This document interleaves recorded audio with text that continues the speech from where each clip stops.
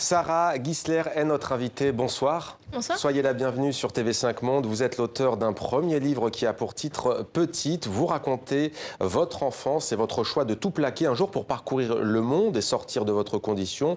Une expérience qui, selon vos propres mots, vous a sauvé la peau. Vous êtes né en Suisse. Alors votre livre, avant que j'oublie, est publié aux éditions des Équateurs que l'on connaît bien et que l'on salue. Alors vous êtes né donc en Suisse, dans le canton de Vaud, il me semble.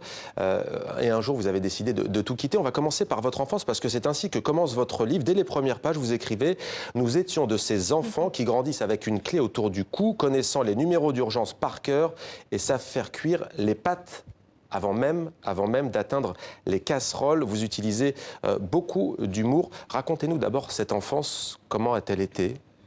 C'est une enfance qui ressemble à beaucoup d'autres, je pense. Enfin, il y a eu un drame, entre guillemets, qui a été le divorce de mes parents. Ouais. Et justement, c'est pour ça qu'on était seuls, avec mon frère. Et voilà, du coup, ma mère bossait, mon père aussi, on le voyait peu. Et puis, le livre commence banalement par l'enfance. Et voilà. C'est ce que vous essayez de raconter. Les parents sont tous les deux facteurs. Ouais.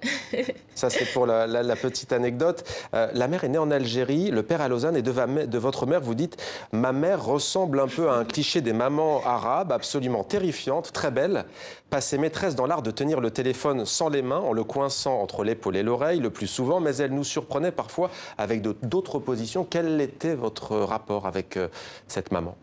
Ça dépend des années. En fait, on a eu de très belles années où on était proches quand j'étais petite, puis après j'ai été adolescente et là ça a été un peu plus compliqué.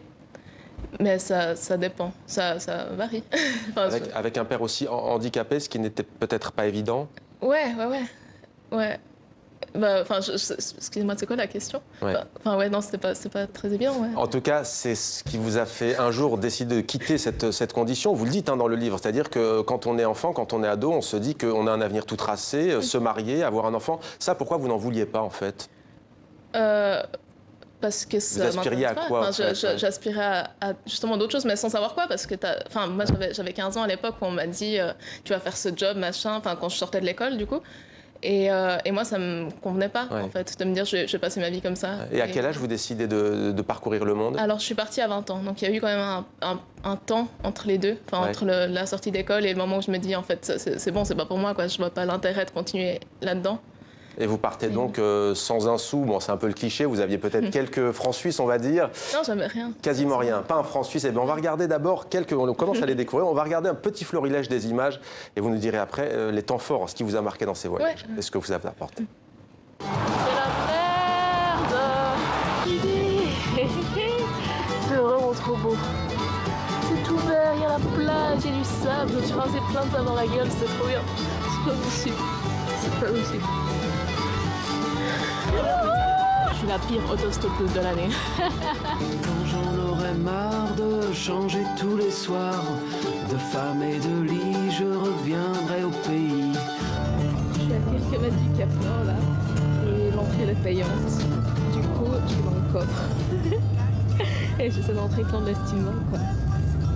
Je suis pas sûre que ça marche.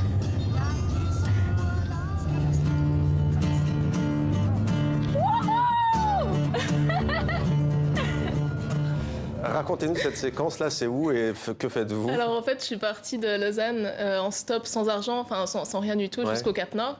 Ça m'a pris plusieurs mois. Et puis là, la dernière scène, c'est quand j'arrive au Cap Nord.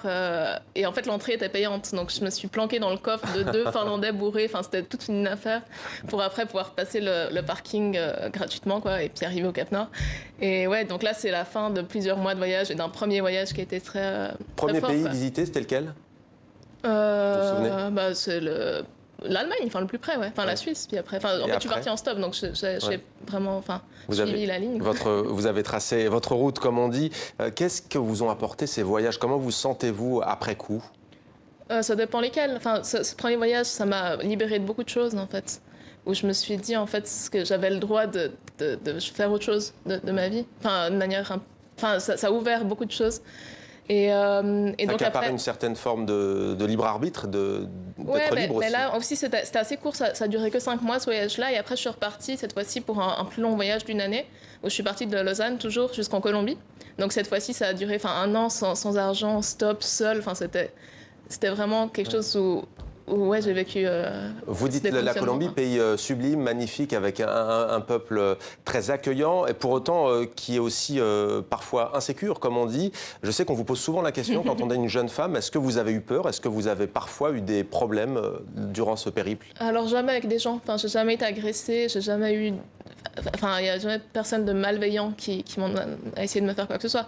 Après, ça dépend des zones, en fait. Enfin, la Colombie, il y a des endroits très safe. Ça dépend vraiment où on va et il faut juste se renseigner un petit peu. Mais c'est des bases de sécurité. Enfin, je n'ai pas l'impression de jouer ma vie quand je pars en voyage, en fait. Sinon, je le ferais peut-être pas. Mais... Alors, on va regarder un deuxième extrait. Cette fois, vous êtes en Russie. Il s'agit du Trans-Sibérien. On regarde. J'ai ouvert mon OmniPlanet. Première page pour relire la description du Transsibérien. La taïga à perte de vue, des steppes arides aux saupoudrées de neige, des montagnes de splendides et des expériences inoubliables. Tu parles. Je me suis dit que c'était un peu comme pour la maternité, que l'on ne nous dit pas tout pour que certaines naïves continuent à y aller.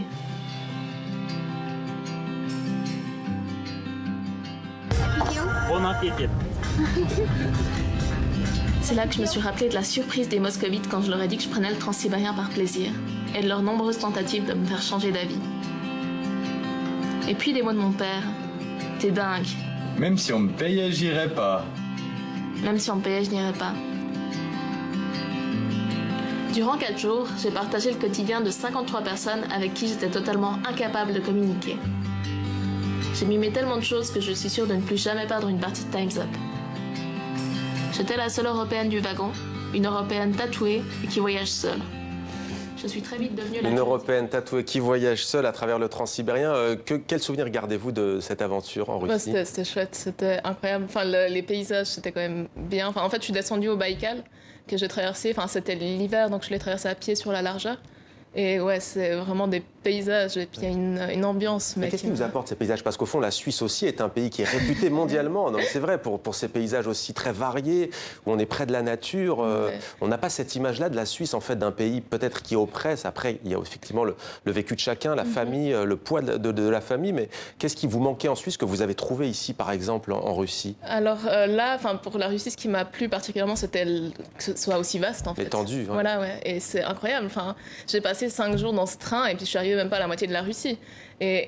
Et on ressent les kilomètres beaucoup plus. Enfin, en Suisse, c'est quand même un petit pays Ouais. où, ouais, enfin, moi, je me sens un peu enfermée. Puis après, il y a tout le passé dans ce pays qui est pas forcément le plus magnifique de tous, quoi, où je me sens du coup un peu oppressée. Enfin, encore aujourd'hui, j'arrive pas forcément à avoir le même recul sur la Suisse que quand j'arrive dans un nouveau pays où je suis hyper contente d'être là. Enfin, mais ouais. Ce récit, c'est une ode à la liberté, si l'on peut dire. Vous vous invitez chacun de nous, au fond, à prendre en main son destin. À qui s'adresse-t-il, au fond? Plutôt aux jeunes femmes, à tout le monde? Bon, pas aux femmes, en tout cas pas. Enfin, hommes et femmes, jeunes et moins jeunes. Enfin, les gens qui ont envie d'autre chose, en fait, qui se sentent pas forcément bien dans ce qu'on leur propose actuellement ici, dans notre époque et en Occident, je sais pas comment dire ça, et qui ont envie d'essayer autre chose. Et moi, j'ai choisi le voyage, mais ça peut être n'importe quoi. Enfin, il n'y a pas forcément de voyager. Enfin, pas besoin de voyager forcément. Il y a d'autres choses à faire aussi qui peuvent être cool, quand même. Et pas forcément besoin de beaucoup d'argent, vous l'avez prouvé, pour être épanoui. J'aimerais aussi vous entendre sur une question. Vous savez que la France a gagné la Coupe du Monde de football, la Suisse a participé à cette Coupe du Monde, et on parle beaucoup, on entendait tout à l'heure Barack Obama, on entend beaucoup de responsables politiques, d'anonymes aussi, parler des origines, entre guillemets, avec tous les guillemets requis, des joueurs de l'équipe de France de football. C'était le cas d'ailleurs en Suisse, où on disait qu'un tel était d'origine kosovare, qu'un tel était de telle origine. Quel regard portez-vous sur ces débats, sur l'identité, sur les origines, vous qui avez vous-même une mère native d'Algérie? Pour la Coupe du Monde, franchement, je reste en dehors de ça. Enfin, j'ai neutre aucun comme avis. les Suisses. Ouais, mais voilà, enfin, c'est pas un débat qui m'intéresse beaucoup. Mais sur ces questions qui ressurgissent sur l'identité. Sur ça, enfin, moi, en tant que voyageuse, je me sens aujourd'hui chez moi un peu n'importe où. Et du coup, je suis pas très patriote parce que je me sens pas suisse. Je me sens citoyenne du monde. C'est débile de dire ça comme ça, mais c'est vraiment la sensation que j'ai. Donc, enfin, moi, j'ai des amis, des frères qui sont aux Philippines, qui sont aux quatre coins du monde. Et celles et ceux que vous avez rencontrés, ils vous demandent, ils vous posent des questions en disant vous êtes suisse, c'est des débats qu'on aborde ou pas forcément? Oui, bien sûr, ils veulent savoir comment c'est chez moi. Ouais. Et puis j'en parle volontiers. Mais je suis pas forcément. Enfin, j'ai du mal à penser qu'un pays peut être mieux qu'un autre. Ouais. Est-ce que vous êtes déjà allé en Algérie? Oui, bien sûr, quand j'étais enfant. Quel souvenir gardez-vous de l'Algérie? Un souvenir chouette, parce que j'étais enfant, du coup, en Suisse, et du coup, j'allais en Algérie, et il y a la mer, et il y a la fête, et puis c'est quand même vachement... Dans quelle région vous êtes allé en Algérie? À Annaba, dans le nord. Prochain voyage prévu? Il y en a? Ouais, mais on ne sait pas quoi encore. On ne sait pas quoi encore, au feeling. Voilà, ouais. Merci beaucoup d'être venu témoigner sur notre plateau, Sarah Gisler. Votre récit s'appelle Petite, aux éditions des Équateurs. Tiens, d'ailleurs, c'est la première fois que vous prenez la plume. Est-ce que vous avez envie de continuer aussi dans cette voie, dans l'écriture? C'est un premier roman qui est quand même très remarqué. Ouais, on verra, je sais pas. Et qu'est-ce que ça vous a apporté, l'écriture? Ça m'a permis de... Comment dire ça? Concrétiser un peu ce que j'ai fait, en fait. De le garder quelque part... une trace de ça. Et je pense, c'est vraiment pour ça que je l'ai écrit, ce livre. Une trace écrite donc de votre périple. Merci beaucoup encore une fois d'être venu sur notre plateau.